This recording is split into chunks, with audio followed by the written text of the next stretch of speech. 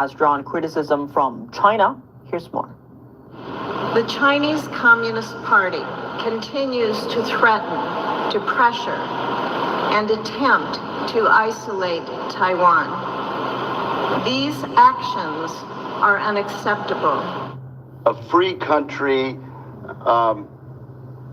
like Taiwan absolutely has the right to remain free and to preserve self-determination. The people of Taiwan have earned their place as a respected and an indispensable part of our global economy. Senators Rob Wicker, Roger Wicker, and Deb Fischer arrived in Taipei today for a series of high-level meetings with senior Taiwan leaders. The lawmakers' duo are set to discuss U.S.-Taiwan relations, regional security, trade, and investment during their visit. The pair embarked on a trip to the Indo-Pacific region last Friday as part of efforts to strengthen U.S. national security interests. They have also made stops in Hawaii, Guam, and the Philippines. Beijing, which regularly denounces any shows of support for Taiwan, repeated its opposition to the trip. Coming up, allies are coming together to counter China's growing influence. The British Royal Navy aircraft carrier HMS Prince of Wales docked in Tokyo on Friday. More on its mission there. Burma, also known as Myanmar, is becoming a key player in a larger geopolitical game. It's rich in rare earth minerals and sits on a route vital to China's oil imports. Since Burma's military seized power in 2021, fighting has intensified in the region, making it harder for China to access those resources. That's pushed Beijing to take a quieter but more active role behind the scenes. For more insight on China's influence in the conflict, we bring in economic and national security analyst Antonio Graceffo. China's fingerprints are all over this. I mean, even beginning with those protests where the protesters were shot down, there were Chinese security advisors in the country. China has installed digital ID systems, digital surveillance through Huawei, digital payments are tracked. So it's very difficult right now to send money to the armed organizations, but it's also difficult to send money even to people that are inside of Burma that are suffering. And they also support the generals with money, with weapons, with aircraft, with munitions. So the bombs that are falling out of the sky and the planes that drop them that are killing civilians on a daily basis, this is all paid for by China, largely China and Russia. Drones as well from China. Well, you have to picture this is a very unique civil war in which the government is essentially at war with the entire, or almost the entire civilian population. This is not like two groups within the country fighting each other. This is almost everybody fighting against the government, and then China backing the government. According to Graceffo, the civil war in Burma carries U.S. national security implications. Burma is rich in rare earth minerals, which are critical for building advanced weapon systems. Washington has been looking for ways to reduce its reliance on China for these critical minerals. So no one has got involved here except China, and China is dominating the war. And so if we go to war with China, they're not going to sell us rare earth minerals anymore, and we won't be able to build a lot of our high-tech weapons. So definitely that is one element. Graceffo highlights another issue of concern for the U.S., China's Belt and Road Initiative. One key route runs through Burma to India's Bay of Bengal, giving China direct access to Middle Eastern oil.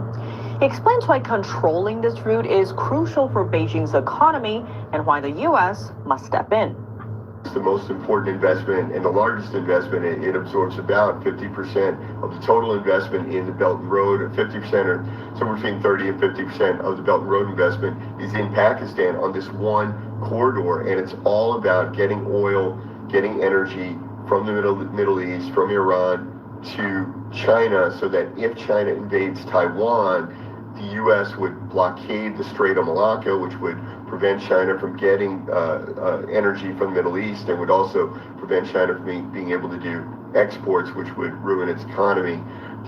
The conflict in Burma isn't just a local issue, with China backing Burma's military government along with the region's rare earth deposits and a Belt and Road route running through the country. Together, these raise concerns for U.S. national security over developments in Burma. Analysts say Washington's response could shift the regional balance of power and affect the global supply of resources for defense. China's e-commerce and tech giant Alibaba has unveiled a new AI chip it says can rival U.S. technology. On Friday, the company said the chip aims to fill the gap left by recent U.S. restrictions on advanced NVIDIA chips. This comes after the U.S. placed restrictions on NVIDIA chip exports to China. In response, Chinese tech giants like Alibaba and Huawei have begun developing their own solutions. Chinese factories still face hurdles accessing cutting-edge chip-making technology due to the ongoing U.S. restrictions.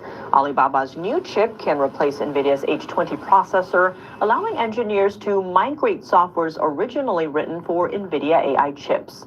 But the company notes the chip isn't designed for AI training. Instead, it handles AI inference, meaning it uses already trained models to generate or predict new information. According to the Wall Street Journal, China's domestic chips sometimes overheat or fail during AI training runs. Meanwhile, NVIDIA's H20 chip still struggles to enter Beijing's market. Back in July, President Trump lifted export restrictions to allow NVIDIA to sell certain lower-end chips to China. But Beijing quickly told its companies to hold off, claiming the chips pose security risks. NVIDIA pushed back, saying those risks were unfounded. That's all for today's China.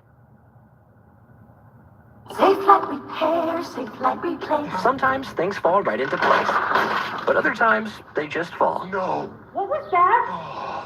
But at least you can get it fixed now and pay later. 是会打战时间，所以如果说俄国的经济出现大问题了，政局出现大动荡了，或普京甚至出问题了，那这样的话呢，战争大会比较早结束，否则可能还拖一段时间。这第一个。上海合作会议要形成个反西方同盟，这可能性非常非常小，几乎不可能。第一呢，实力差太远；第二呢，这个不管是科技的、经济的、军事的，乃至这种敌忾同头心的，都差很远，所以应该说几乎不可能，它只是一个表演罢了。第三呢，台湾出现高中共产党的事情是这样的，我是肯定这些年轻人的利他主义的情怀，但是你不能光看文字去理解共产党，你得看看他真正的行动跟真正这个执政的表现。我们讲是听其言观其行嘛。要看懂共产党，我再介绍一次，看2本书，《九评共产党》跟《共产主义终极目的》。这2本书看完之后，你再去看看这个《共产党宣言》呢，你的体会可能会更加深刻啊，所以介绍给大家。